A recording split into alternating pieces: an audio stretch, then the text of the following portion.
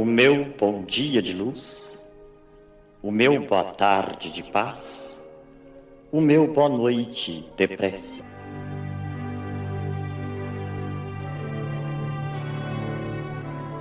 Livro dos Espíritos de Allan Kardec, capítulo 10, da Lei de Liberdade. Fatalidade. Pergunta de número 851. Haverá fatalidade nos acontecimentos da vida conforme o sentido que se dá a este vocábulo? Quer dizer, todos os acontecimentos são predeterminados? E neste caso, que vem a ser do livre-arbítrio? Resposta: a fatalidade existe unicamente pela escolha que o espírito fez ao encarnar desta ou daquela prova para sofrer. Escolhendo-a, instituiu para si uma espécie de destino, que é a consequência mesma da posição em que vem a achar-se colocado. Falo das provas físicas, pois pelo que toca às provas morais e às tentações, o espírito, conservando o livre-arbítrio quanto ao bem e ao mal, é sempre senhor de ceder ou de resistir. Ao vê-lo fraquear, um bom espírito pode vir-lhe em auxílio, mas não pode influir sobre ele de maneira a dominar-lhe a vontade. Um espírito mau, isto é, inferior, mostrando-lhe, exagerando aos seus olhos um perigo físico, o poderá abalar e amedrontar. Nem por isso, entretanto, a vontade do espírito encarnado deixa de se conservar livre de quaisquer teias. Queridos irmãos e irmãs, que a paz do Cristo esteja conosco. Hoje nos reunimos para refletir sobre um momento simbólico e profundamente significativo da vida de Jesus. O seu batismo por João Batista, conforme registrado no Evangelho segundo Mateus, capítulo 3, versículos de 13 a 17.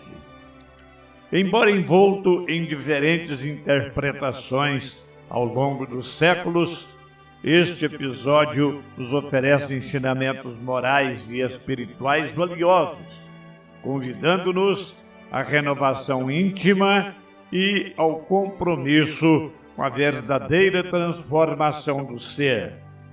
Eis a narrativa evangélica. Naqueles dias, Jesus foi da Galiléia até o Rio Jordão, a fim de ser batizado por João Batista. Mas João tentou convencê-lo a mudar de ideia, dizendo: eu é que preciso ser batizado por você, e você está querendo que eu o batize? Mas Jesus respondeu: deixe que seja assim agora, pois é dessa maneira que faremos tudo o que Deus quer. E João concordou. Logo que foi batizado, Jesus saiu da água. O céu se abriu e Jesus viu o Espírito de Deus descer como uma pomba e pousar sobre ele. E do céu veio uma voz que disse: este é o meu Filho querido, que me dá muita alegria. Meus prezados irmãos, o batismo de Jesus, embora à primeira vista pareça apenas um rito exterior, revela uma grandeza espiritual que transcende o simbolismo da água. O batismo de João era muito diferente do que conhecemos hoje. Pregando no deserto as promessas do reino dos céus, ele convocava todos ao arrependimento e à preparação moral para a vinda do Messias. Tocado pela força de sua pregação, muitos confessavam seus erros e se comprometiam a mudar de vida. João os batizava como sinal dessa purificação interior, demonstrando que o arrependimento sincero, seguido da decisão de não rescindir, limpa o espírito como a água limpa o corpo. João, ao ver Jesus, hesita em batizá-lo, reconhecendo sua superioridade moral. No entanto, o mestre, com humildade e sabedoria, afirma: convém que cumpramos toda a justiça. Assim, ele nos dá o exemplo de respeito à vontade divina e à necessidade de se cumprir cada etapa do processo evolutivo.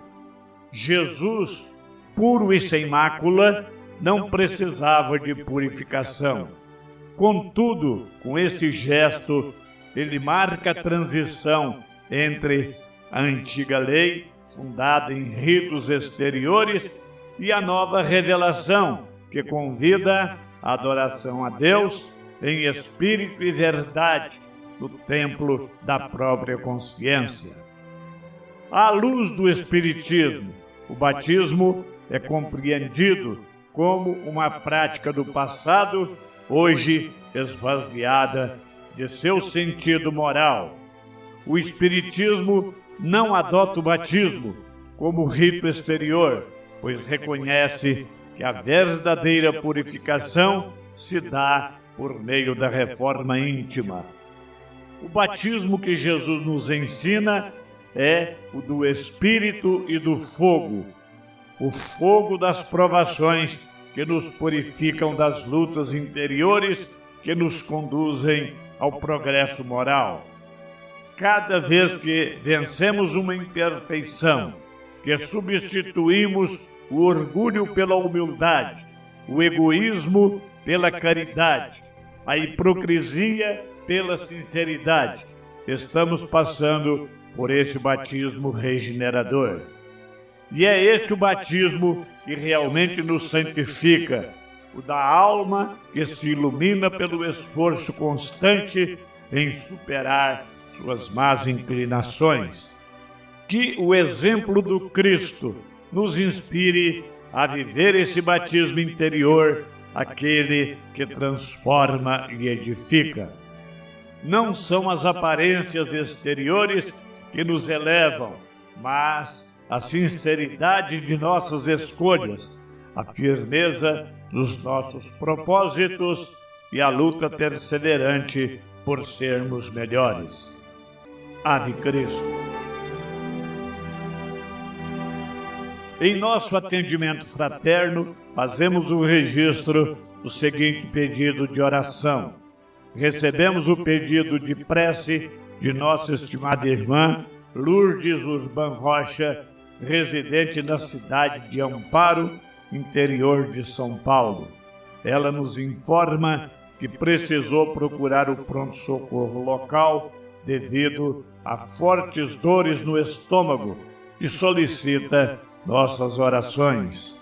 Unida em pensamento conosco, roga o amparo e a proteção dos bons espíritos para que encontre alívio para suas dores e serenidade diante do que estiver por vir. Vamos agora orar. Senhor Jesus, Divino Mestre e amigo, agradecemos por nos ter deixado lições tão profundas em gestos tão simples. Que possamos compreender o verdadeiro batismo que desejas de nós, a renovação do pensamento, a purificação do sentimento e a disposição firme para o bem. Ajuda-nos, Senhor, a banhar nossa alma na fonte viva do Teu Evangelho. Que o Teu Espírito nos envolva, nos fortaleça e nos conduza pelas águas claras da verdade e pelo fogo regenerador do amor.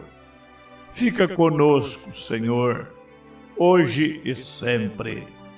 Assim seja.